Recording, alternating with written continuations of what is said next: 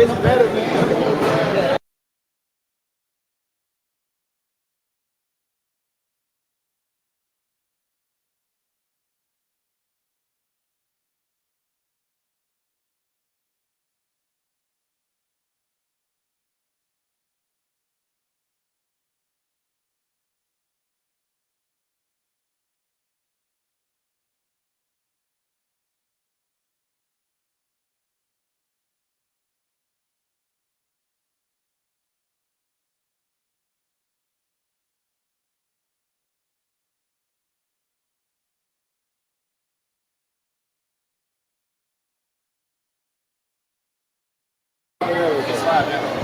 Test, test. All right, folks, we're going to go ahead and get started, which means I should be the only one talking right now. Hello. While y'all are quietly coming in, we're going to get started because we got a couple speakers tonight, and I know how they are about getting out of here on time. So did y'all miss us? By applause, did y'all miss us? Cause the how good the applaud is going to determine how good the speakers are. Yeah, I see the Air Force. Hoorah. Anybody else in the Air Force around here? Only one guy. Huh? Air Force. All right, listen up. Hey, motherfucker, do you hear me talking? God damn. We're in the middle of a meeting, man. Y'all like a homecoming here or something. Yeah. Well, it is kind of like a homecoming. All right. Hey, this takes a little more cooperation than I'm getting right now, okay? You know, we go to a lot of trouble come up in here. I'm glad you're paying attention. Tonight, ladies, control yourself, okay? You're going to get out soon, all right? Y'all are doing fabulous, man. Y'all must be the second level phase or something, right? Y'all doing good, man. I don't know if it's by accident or what. Y'all ain't doing too good. Y'all suck. Hey, meeting going on. How about that? All right, thank you. Good Lord, man. I know you can hear me. All right, thank you for paying attention here. That makes it a whole lot easier to start the show here. We got, like I said, we got a couple great speakers. I think you really want to pay attention to them when they come up here. As always, we're very grateful and honored to come up in here. You know, can't thank the staff enough for going through the trouble to work with you folks, bring you in the gym like this. Let the sheriff know we appreciate her letting us come down here. I want to remind y'all again that you can travel the nation and visit all 10,000 jails, and there's probably only a couple dozen that have this type of program that we bring up in here.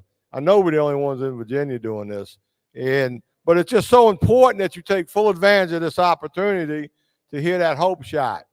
And I want you to know right now, if you don't hear it later, that any addict can stop using drugs, lose that desire, and find a new way to live.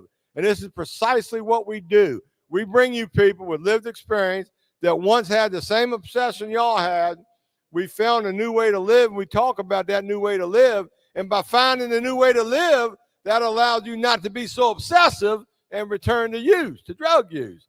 Because when we use drugs, what happens?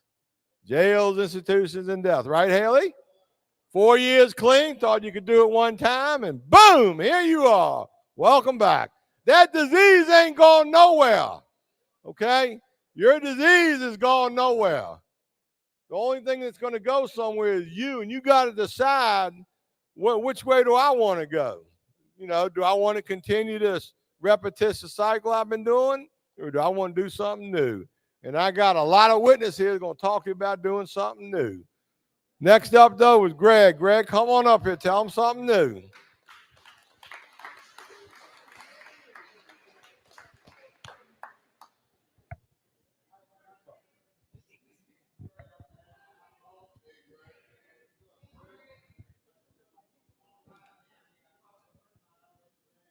For about 40 years, and he had cancer. He still has cancer, And I saw him a couple of times the past 5 or 6 months. We had breakfast, and he had surgery again and found out that the surgery didn't work.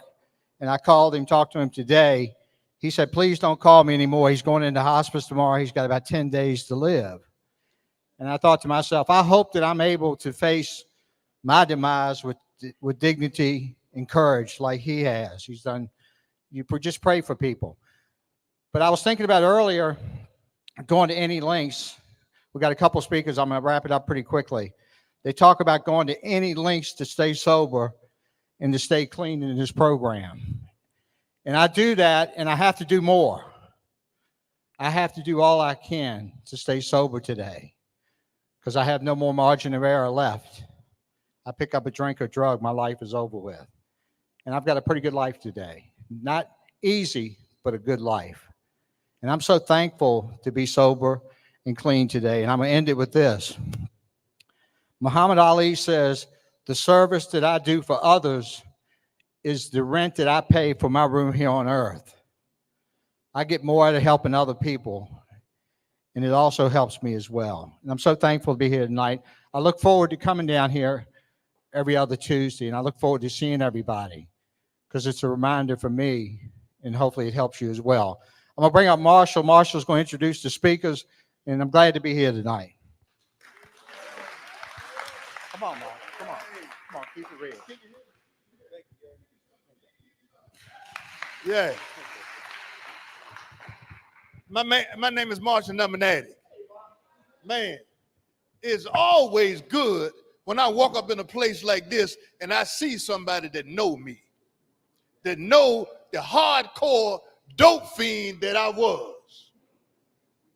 I'm talking about 30 years ago, you know? That's always good, man. You know, we switched the format around a little bit. You know what I mean? Because I got a guy, man, that I'm going to introduce. And, man, I met this guy in a setting just like this.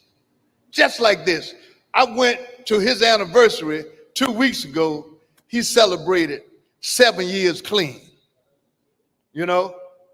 And, man, that's a freaking miracle. But we got two speakers tonight. One of them was in here. Another one was at Pomaki, you know? And these dudes have changed the way they doing things. You know what I'm saying? Because I'm telling you, when I look, man, on all sides, it's a whole new crew almost. Let me know they ain't stopped letting people up. They ain't stopped locking people up. And on the street, mofos ain't stopped dying. Every week you hear about somebody done OD'd, you know? Man, with that, man, I give you Dominique, man. This is my boy. This is my boy. Talk to him, Neek. Talk to him.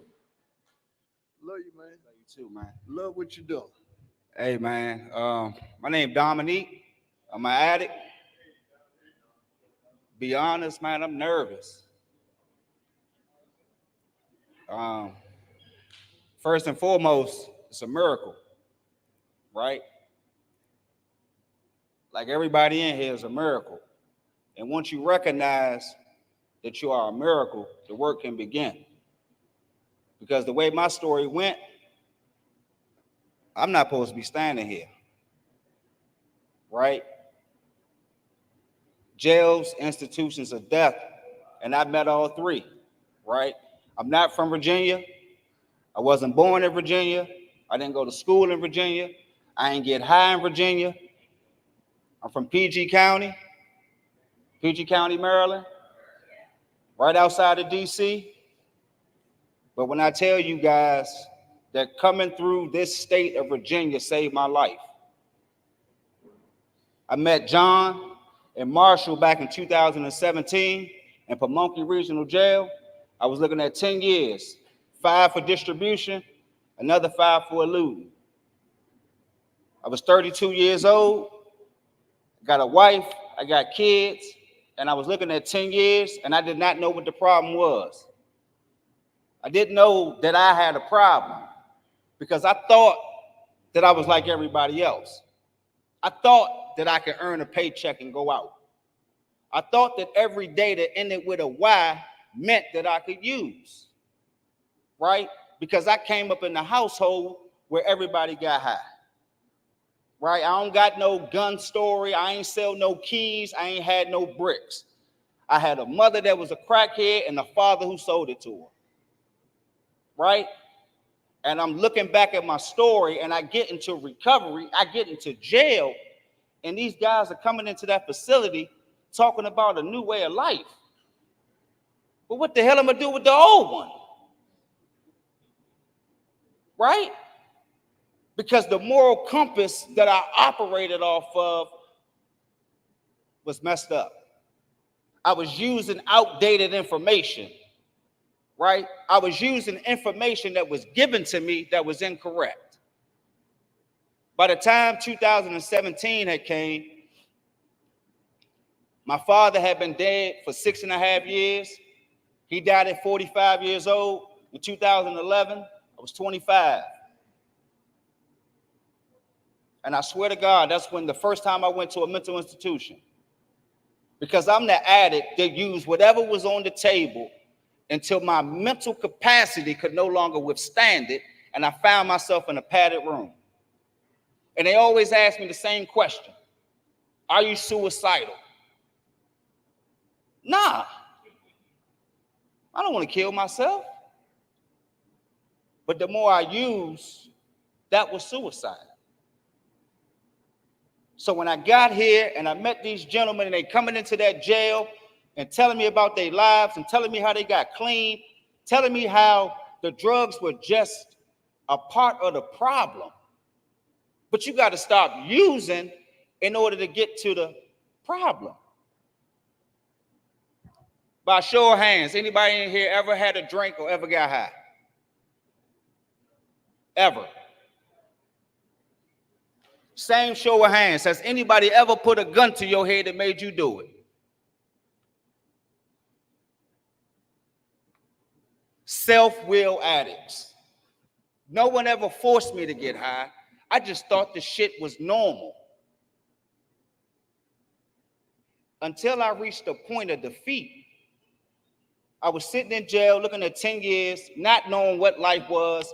And I told that man right there, Marshall, I said, man, look, man, I don't know how to live life, man. I don't know what I'm doing. I keep finding myself in jail.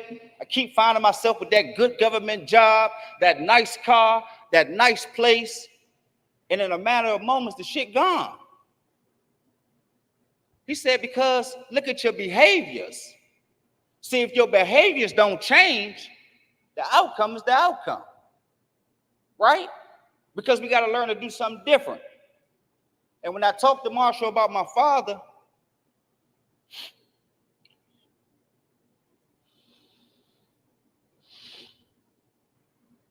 when I talked to him about my father and told him how I felt about him, because he was Jesus Christ to me, how I felt about my father, and Marshall told me, you're going to have to forgive him.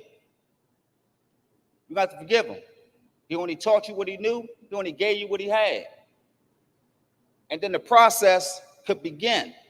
Number one, I had to stop using drugs, man. I don't glorify my clean date, but I will state it. June 1st, 2017. I still can't believe that shit. I still can't believe that on my way down here from Fredericksburg that I didn't stop at the store to grab me one. Or get $40 out the bank account to go holler at somebody. Because I remember how my feet move. One thing about an addict, just because we stop using don't mean we forget how to use. We just are more conscious of the consequences. Right? Since I've been clean, I've had some experiences. I was about 9 months clean, almost 10 months clean. March 29th, 2018, my mother, Maria Evans, was stabbed to death in an alley in D.C. It's not a joke. I wish it didn't happen, but it's my reality. And at that moment, a lot of folks said to me, man, you're going to sit on this neighborhood in Southeast and find out who did it. I told him, nah, I know how that shit gonna play out. I know how it's gonna play out. And as I'm still going through the feelings of my mother not being here,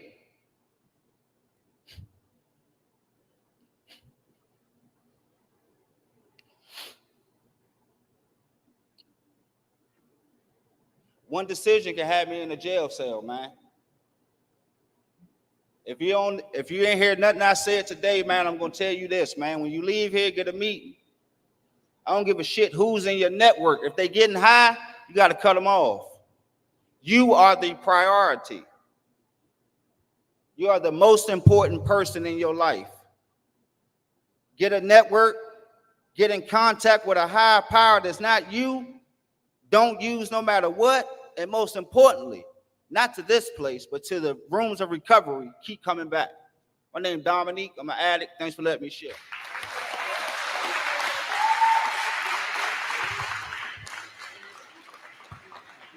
Thank you, Nick. Thank you. You know, what this thing about, man, words that I'm hearing now about people that's trying to change. I'm hearing reprogramming. How do I change the way that I think? You know, I mean, you've been doing this. Some of y'all look to be 40, 50 years old.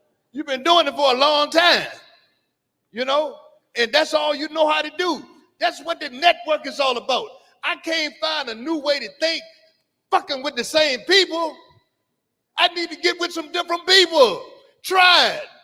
I don't care if it's family members. If they thinking the same shit, you're going to be thinking the same shit. Those are the ones that's going to be feeding you. And my question all the time is, man, how am I being fed? You know, the reality of it is, and Dominique talked about it, man, sometimes we're being fed some bullshit. And I can remember being young in my hood. We took pride in knowing real shit from bullshit. But some of us didn't. I know a whole lot of us got pulled into the game by mistake. We ain't supposed to be in the game, and we in it. We got there by mistake, and we ain't built like that. Look at yourself and see how you built. I used to think a man was determined by his physical physique. I see a big dude, 6'2", 250. I'm like, that's a hell of a man. That's what he's talking about. I'm being fed misinformation. Man, I look at a man that's 200, that's 5'8", 200 pounds. More man than the goddamn 6'2", 250 guy. You know, because that's how I thought. And that was incorrect. Man is somebody to take care of responsibility. You know what I'm saying? And I saw many people that couldn't and didn't take care of their responsibility. It ain't got nothing to do with your size. You know, man, one of the most well-respected individuals in my eyesight is Nick Saban, the used to coach for Alabama. Man, Nick is like this. And Nick is in there talking to these defensive linemen that's going to the NFL. They 6'6", 300 pounds. And you know what? They listen to him and they respect him because it ain't about your size. It ain't about his size. We can come here and get swole up and puffed up and all that shit like that. Some people might think you more of a man. Some people not. Me, I'm one that's not. That don't determine what kind of man you are. I ain't even got on the women yet. I ain't even got on y'all yet. But what it takes to be a woman. But you need to revisit some of that shit that you've been sucking in for 10, 12, 14 years. You need to revisit some of that shit. Some of us need to change our thinking. I've been clean 35 years. And some of the shit that I think about then, I need to revisit that. It's a continuing process. You know what I'm saying? Because I realize today, everybody ain't a damn enemy of mine. That's some shit that I'm thinking. Now, some of y'all are. Some of y'all are my enemies. You know what I mean? But anyway, moving on, man. We got another brother, man, that was here at one time, you know? And you know, that's what we're trying to do, man. We're trying to bring some people here that y'all may be familiar with, you know? And these people are trying to change. These people ain't striving for no perfection, you know? What they said, change 1%, just 1%, you know what I mean? With that, man, I give you Hop. Y'all may recognize Hop. If y'all don't recognize him, he wore some colors that make you recognize him. Yo, what's up? Burke, hey, cowboy, hey, look, I remember when he came to the program. Shit, Hop, man, I don't think I can do this, Joe, bro. I'm gone, bro. Now he probably advised. But anyway, so my name is Hop, y'all. My mama named me Herbert. What's up, Tara? I see you over there. All right, so look, I'm like this. Yeah, she didn't even know I knew she was down here. I do my research, though. You understand what I'm saying? Because I care. I write notes. I did all that. All right, so what I'm going to do before I get started, I'm going to qualify being here. All right, so 45 years ago, I started smoking weed. 2 years before that, I smoked my first cigarette, took my first drink. I did coke for the first time in 1986. So I was at Virginia Union. So I know I look young. I know y'all probably thought I was like 35 or something, but I was 35 a few years ago. All right. So I was one of the best dope fiends in the world. So I want to qualify myself. Okay, so last year this time, I think I was sitting where you sitting, in that same seat. Yeah, I got identical memory sometimes. Sometimes the drugs don't kick in and be like, that ain't what happened. But I remember being there. Last year this time. All right, so my clean date is April 1st of last year. So I got 15 months in, right? So I said to myself that either I'm going to continue using or I'm going to continue coming up in here. Bruh, look, I told y'all I was coming back. I see a few faces that was here when I was here. Some folk that went to the penitentiary, some folk that went home. But I believe in keeping my word. I'm loyal. I believe in that. I wrote letters to folk and everything, man. A couple of them wrote me back, and I get it. I ain't tripping. We ain't in no relationship like that. Hey, babe, no, it ain't that thing. I'm just saying, I believe that this is my purpose. And I knew that while I was in here. All right, so it's this author. His name is Samuel Clement. Most people know him as Mark Twain. Huckleberry Finn. Okay, so he had a saying. He said this right here. Martin Luther King Jr. made it real popular, but he had a saying that says that the two most important days in a person's life are the day that he was born and the day he finds out why. Some of y'all will get that on the way back to the pod. All right, so part of my purpose for being here this evening is to shake you. Yeah. Part of my reason for being here today is to shake you. So, to shake you. Our greatest fear is not that we are inadequate, but that we are powerful beyond measure. It is our light, not our darkness, that frightens us the most. We ask ourselves, who am I to be beautiful, handsome, brilliant, gorgeous? Truth of the matter is, who are you not to be those things? You're a child of God. Playing yourself small is a disservice. You playing yourself small so that other people can be comfortable around you. No.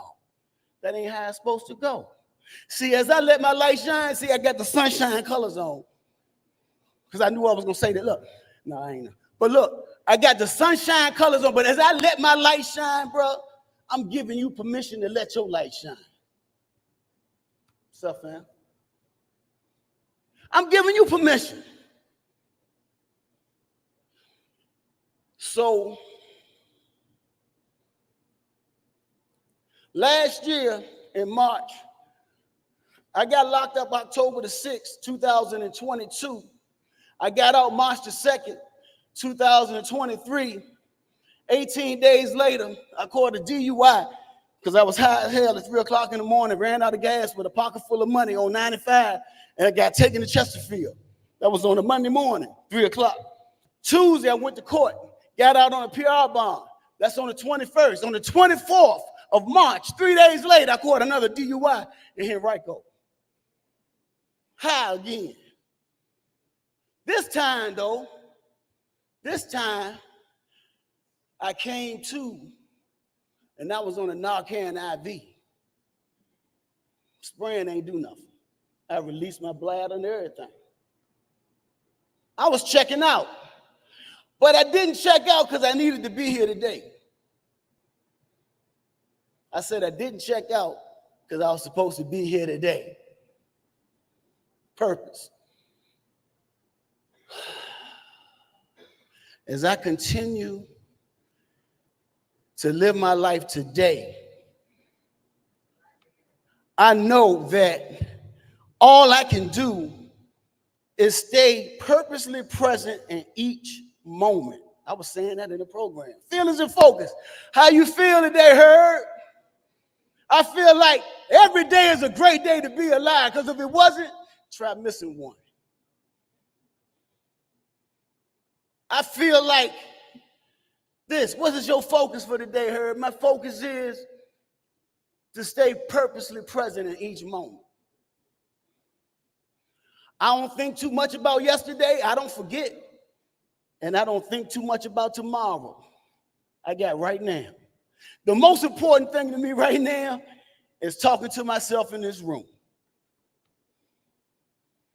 Because as I talk to myself, y'all are in here with me, but I'm talking to me.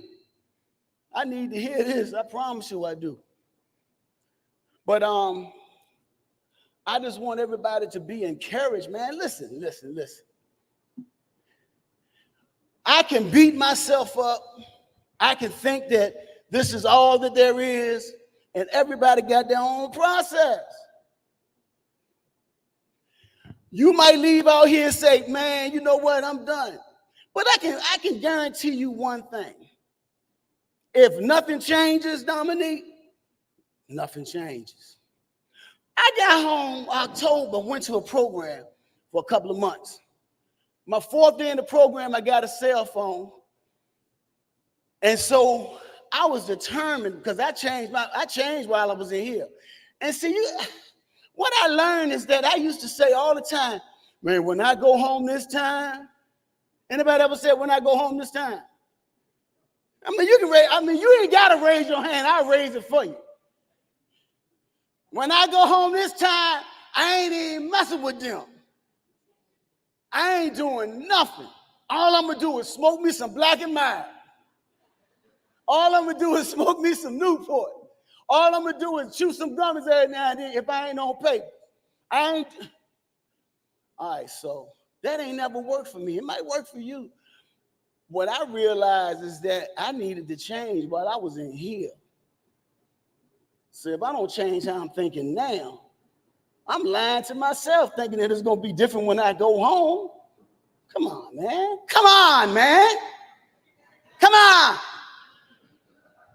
You sitting here thinking that you're going to be different tomorrow when you're doing the same stuff today? Come on, man. Come on. Let's stop lying, capping, snatching, all that. Come on, man. How in the world am I going to change tomorrow and I'm still thinking the same today? Make it make sense. Make that make sense. Explain it to me. Can anybody make that make sense? Y'all smart over here. You still can't play no Scrabble, Lord. Well, make it make sense, Lord. Does that make sense? Come on, man. If I don't change how I think, how I talk to myself, how I allow myself to be talked to, what I say about others, if I don't change any of that. And then sometimes I learned this too recently. If you can't change the people around you, then change the people around you.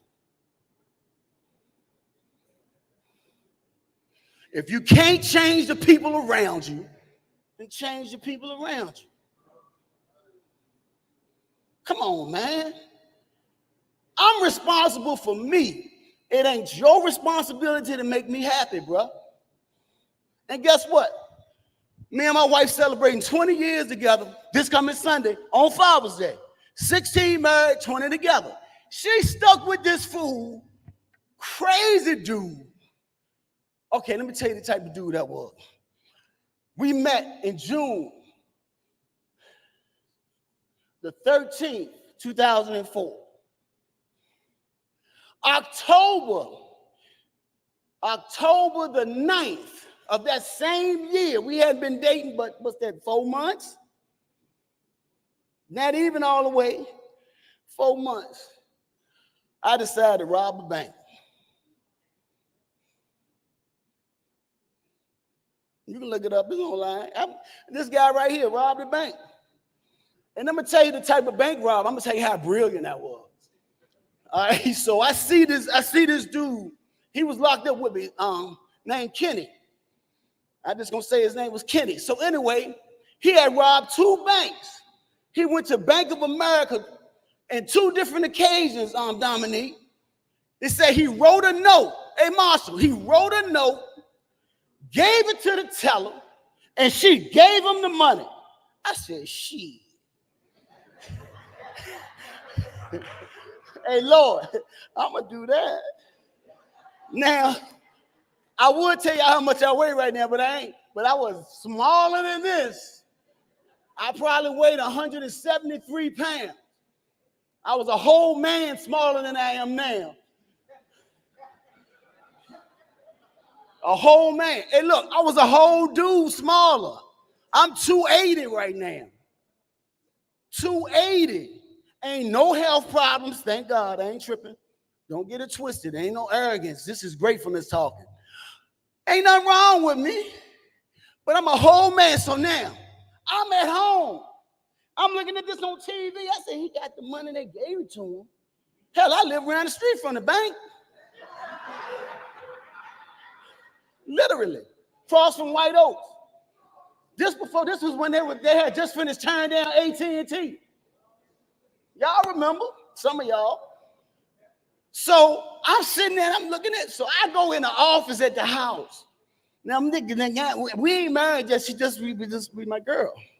So I'm sitting in the office and I'm saying, I'm gonna write this note here.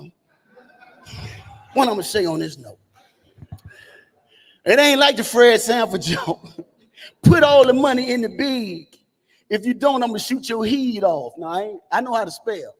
So I said, okay, you are being watched. First sentence. You are being watched. Don't make no sudden moves. Now, this is how strategic I was. Y'all listen to the strategy now. And I play chess, but this was a fucking checker move like I don't know what. So I said, put all the 50s and 100s in this bag. So the teller, he's standing there and he looking at me. He look at his supervisor, he look back at me, and he take the note with a pencil and slide it over to her. So she look at him, then she look at me, then she look back at him, and look at me again, and look at him again and say, so he gave him the money, put it in the bag. Now I had taken out, y'all, I don't know if y'all remember the Case Logic bags that you put your CDs in, to put the covers on it. Well, ain't nobody really doing CDs no more. That's just like 8-tracks back in the day. But anyway, so I didn't gutted that out. So the bag empty. So I got this much space. So she put the money in the bag. And so, you know, I'm a gangster. So I said, thank you. I did. All right, fast forward. 10 minutes later. Okay, now let me tell you, let me explain the day to you. Hold on, let me back. All right, I'm gonna explain the day. October the 9th, 2004. You can look it up on the Weather Channel or the Weather Zone on your phone. Go back to that day. It was a foggy Saturday morning. I'm talking about foggy. You could barely see from here to where the girls at. So I walked to the bank because I live right there at the First Market Bank. The U-Crop's open. Right there at Laburnum Square, where the ABC store at. 4B Cuts, Teppanyaki Grill, Gold's Gym. That one. So I walked, because I lived on Orion Court in the house right there. So I walked to the bank. I get the money, and I walk home. So I'm going through the little cut, and I take off the jacket. I'm soaking wet because I'm sweating. But I got away. However, I didn't think like a bank robber. I thought like a dope fiend. Because if I thought like a bank robber, I would have put gloves on. I ain't trying to teach nobody how to do nothing. Disclosure, I'm not teaching them how to rob a bank. I would have wore gloves to and fro and while I was writing the note. Now, I go up in the bank and I got on a camouflage jacket. Camouflage jacket with an NYPD hat on. That was, no cap, man. I'm not snatching, man. That's what I had on, cowboy. That's what I had on. So I'm in the junk, so I get away. All right, so now, when I get to the house, I'm breathing hard, and so I knock on the back door. And so my wife, she come to the door, and she said, "You all right?" I'm soaking wet, and I'm sweating. And I said, yeah, I just went out for a walk. Now, I had promised her that I was going to be giving her some money because she was so tired of my mess that she had her van packed with my clothes. So I don't know if any fellas in here, if y'all ever had to fight with your girl and all that type of stuff, and you this close to getting put out the house, and she put your shit in a van. So this is a warning. This is the warning. Your ass is about to go. That's what that means. So I said, can I get the key so I can get some clothes out the van? Because she getting ready to take a shower because the kids got a football game for the Sandston Jets. Let me hurry up. So look, so now I got the keys to the van, and Mosby Court off Red Street got a missile. So I'm in the van, and this ain't no glorification. I'm telling you the sickness and thinking of the disease. Okay, so I want you, I know it's funny now, but that shit wasn't funny then. So look, I'm like, so I said, she always take a shower for 30 minutes. I got time. We right at the highway. I got time to shoot down, score, and shoot back. Moving so fast. Forgot we had a rejection sticker on the van because the brakes was bad. I'm riding down there. It's the roundabout now where Family Dollar is on off 9 Mile, 25th Street. I'm going down Fairmount. There's a light there. I make it right at the light. Police pass me. I ain't paying no mind. I go down the street and I turn up there at the funeral home. When I turn at the funeral home, I see some lights behind me. But I pretend as if I didn't see the lights. So now I'm on T Street, Luxfield. Some of y'all know where it's at. So now I get to T Street and Mechanicsville. Songs right there. I said, damn, I'm almost there. The light's back there. I drive to Coulter Street, make a left, make a right on Red Street, and she didn't bye-bye. Woo, bye-bye. So I pull over on Red Street. So now my heart beating out my chest because I just robbed the bank 20 minutes ago. So now I'm thinking, how the hell they find me that quick? She stopped me for the rejection sticker. However, because I am such a brilliant dope fiend, when she started getting out the car, I pull off. Boom, I go all the way down. Stop at the stop sign at accommodation, make a right. Make another right on Richmond Street. Make another right on Coulter Street. Make another right on Red Street. I'm back at the same spot that I pulled off from. I done stopped at every stop sign. Oh, true story, man. This is in the book. You'll get the book later. So look, so now I'm standing there and I'm like, huh? By the time I did that, it took all of 120 seconds. It was 27,000 Richmond police out there. And you know, when you run from the police, the siren is different. I don't know if anybody got a eluding the police, but they got a siren to confuse you. It's a so it's doing all that. So she run to the car and she got the gun out. Look, she got the gun out. Hands in the air. I'm trying to stuff money in my pocket. All that. I got a bottle of vinegar in my pocket because I'm getting some hard. I got to, you know what I do with that. So I'm doing.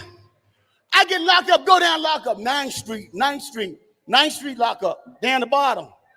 Okay? 9th Street. It ain't that pretty junk. 9th Street, the dungeon. I'm in that junk. All I want to do. I'm out. Oh, I forgot to tell you I was out on bond. I didn't tell y'all that, did I? I was out on bond for Henrico 1 week. So anyway, I get down there. All I want to do is get on the phone because I know I'm in trouble. Because now the kids can't get to the game. And I know she mad. She's so mad. She called in unauthorized use of the van. So by the time I get on the phone and call the Bonds lady, Johnson Bonds lady, and I said, I'm locked up. I said, I got the money to give you the rest of the money from last week, and I got the money for the bond this week. She said, okay. She said, she called my wife on the phone and told her, you don't have to come down here. I can just use your signature from last week. The ink ain't even dry. So she said, I can use your signature from last week. Da-da-da-dee-dee, da-da-da-da-da. I know they don't call my name to go nowhere. I'm sitting there. What's going on? Okay, find out later on. The whole time I'm on the phone with her. And she said, yeah, okay, that's fine. Police sitting in the house with her. Because she didn't call in unauthorized use of the van. The inspector, what they call him, the detective, he said, that's kind of close to the bank robbery. That sounds kind of suspicious. Let me go by there and see. And she tell me, here come Valentine, Detective Valentine. He come to the thing and he talking to me. And he said, I showed your wife. Is your wife? I said, no, it's my girlfriend. He said, well, I showed your girlfriend a picture and said she was in shock. She said, oh my God, that's him. If she would have said no, I would have been all right. Anyway, so at any rate, right. So I get locked up and I'm going away for a little while. So no, all right. I tell y'all that story to let you know that I'm qualified to stand up here and let you know how life is today. Can I give y'all some hope? All right, so I come home October, stand up program 2 months, do very well. I got to do some weekend time in Chesterfield, knock that out, do very well. Meet my PO, give her a clean urine. Couldn't wait to pee. So, matter of fact, I went yesterday because I had a meeting with her at 8:30 yesterday morning. I show up at 8:29, and I go in there. She ain't at work. So I had to sign a little yellow paper to let her know so I can get credit for being there because she won't at work. So anyway, before I leave out, I got to go to the bathroom. So I asked the lady behind the window, I said, do you need me to leave a urine or anything? I ain't never asked some people if they need a urine. All right, so back in the day, I would have said, I dodged a bullet on that jump. Woo, I got away on that one. How many of y'all got away before? COVID saved a whole lot of us. COVID saved a lot of us with the PO. So March the 26th of this year, I go outside because I was going to the gym swimming and everything, right? Because I'm bringing it down, real talk. Ain't nothing wrong with it. I'm big. So anyway, I go out at 5:30 in the morning. So I go out there, my car gone. Now, I want to let y'all know I'm manifesting. Pay attention to what I'm saying. I'm manifesting a truck because I do scrapping. I'm a scrapper. I'm a recycler. That's what I do. I've been doing it for 8 years. But I didn't have a truck. So now I'm talking to myself and I'm manifesting a truck every day. A truck got to show. I go out there, they done stole my car. I said, what my car? I'm thinking the apartment complex did it. So I called them. I called and told them, come. They said, no, we ain't got no. My wife was looking around, stolen. So she got the air tag in the car. We found the car before Richmond City Police found it. It was over Southside. They messed up the steering column, this, that, and the third. Now, my wife from Brookfield Gardens. Okay, she grew up in Brookfield. Good girl now. She got her MBA, all that, smart girl, all that, this, all that, but she still had that side. You understand what I'm saying? From Keswick Avenue, you understand what I'm saying? And we grew up, all right, and she said, oh no, we're going over there to get that car. Where my tasers at? No, y'all laughing. I'm serious. She got her tasers. Got her tasers out. She got her tasers. And I said, baby, what you mad about? I said, this is beautiful. She said, I don't see no beauty in this. I'm going to explain this to y'all. I believe in purpose. I already know I'm manifesting a truck. The process in the truck showing up don't matter to me. I already know one coming. Come on, man, catch this. Catch what I'm saying. It ain't just about the truck. It's about believing what you say and knowing what you say is going to happen.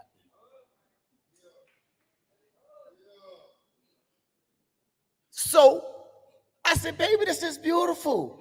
I said, this is part of the process. I said, I tell you what, you stay on that side, I'm going to stay on this side, and I'm going to be cool. 5:30 that evening, I had a Silverado truck sitting out in front of my house. Silverado truck sitting out in front, still got it. And my money has tripled in scrapping.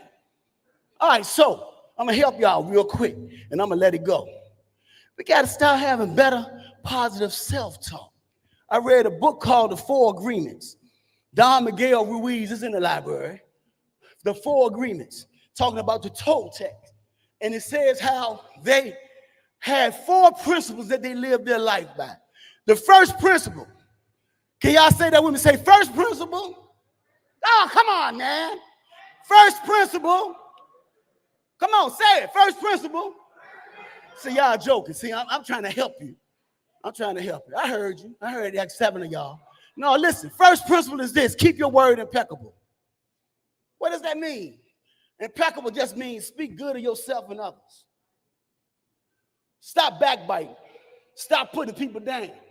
Stop putting yourself down. Stop talking negative about you. It don't matter what I say about you, what you say about you. What's up with you, Will? So look, I ain't even see you the whole time. Sitting over there. Ooh, boy, I was getting ready. I was getting ready to roast you. Oh my God. Hey, look, y'all remember? Y'all seen the little cartoon? Hey! So anyway, oh, I ain't gonna mess with you. So anyway, keep your word impeccable. See what I just did? That wasn't impeccable for real. That was kind of loud. No, that's my boy. I can do that. So listen, keep your word impeccable. Speak good about yourself and others, situations around you. Don't complain. Stop murmuring, complaining, and crying about everything that don't go your way. That's keeping your word impeccable. The second one, never make assumptions. Don't assume nothing. Always ask questions. Don't make no assumptions. This is the big one. Don't take nothing personal. Don't take nothing personal. I don't care who it is. So that means when you're on the phone with your girl and she ain't doing what you want her to do as fast as you want her, stop cussing her out. Stop cussing him out. Stop cussing her out. Stop cussing him out. Listen to me. No. This ain't no slight. It's just the truth. See, because when I take it personal, I'm thinking that it's an attack against me. But I don't know what's going on with them right now. I don't know what the situation is. And just because it was pretty yesterday don't mean it ain't going to rain tomorrow. Don't take nothing personal. And always do your best. That's the fourth one. Because if you're doing your best, it means you're going to speak right, you're going to walk right, you're going to talk right.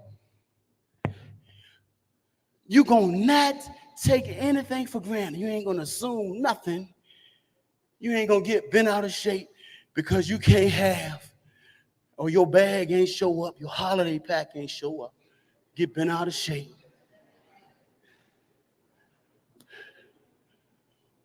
Listen, man, I just want to encourage you.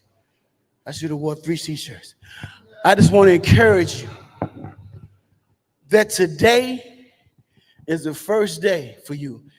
And ain't nobody going to change nothing about you but you. Listen, we feel that our way is practical because one addict can best understand and help another addict. It's completely realistic because the therapeutic value of one addict helping another ain't nothing equal to it. It's without parallel. 3 things more than anything else that would defeat you in your recovery is an attitude of indifference. That means I don't care, or intolerance, I don't want to hear it, towards spiritual principles. I don't know what your spiritual preference is if you got one. It don't matter. Whether you say hotep, assalamu alaikum, ashe, yo, what's happening? Yeah. All that. Whatever it is. But if I have an attitude, which is a spiritual situation and a heart condition of indifference that I don't care about me or nobody else, or intolerance, I don't want to hear it, that's going to be the thing that defeats me in getting better. Listen, man, if ain't nobody told y'all that they love you today, almost there. I got a joke that I do, but I'm going to say I love y'all. All right? Can I tell y'all that? Can I say I love you? Is it okay? I don't matter if it's okay or not. I love you. Or I wouldn't be here. You know why I love you today? Because I love me today. Hey, cowboy, I love me today. Thank you. Hey. Thank you. Thank you. Come on. Yeah. My name is Hop, and I just won't stop Yeah. to the body rock, to the tip of the top. Thank you, Hop. Hey. Woo. Woo. Hey, first and foremost, let's give Hop and Dominic, man, another hand. Let's give them brothers another hand. Hop, thank you for dropping knowledge, man. Thank you for dropping knowledge. Where you get that shit from? Henrico jail? If Hop could get it, y'all can get it. You know what I'm saying?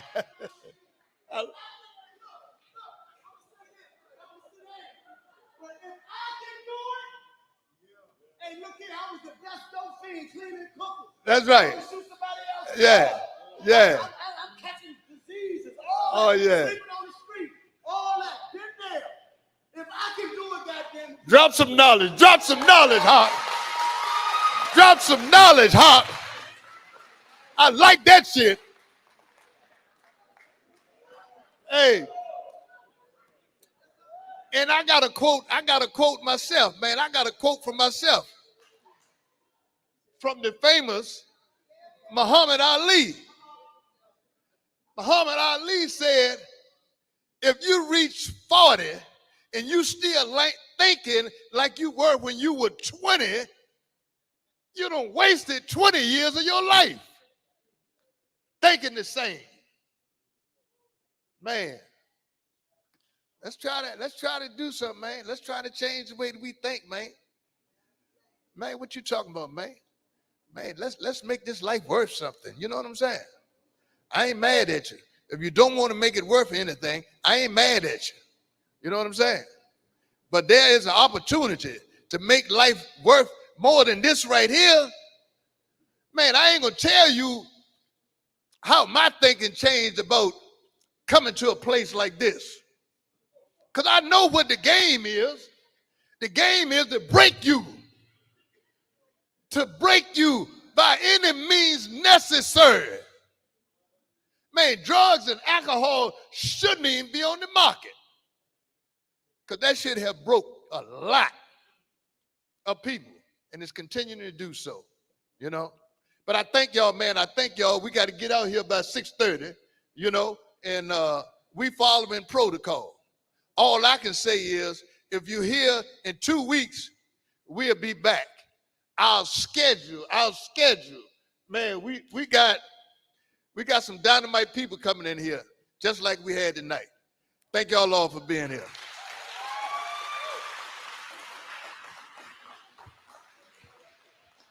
Yeah, we're gonna be on time.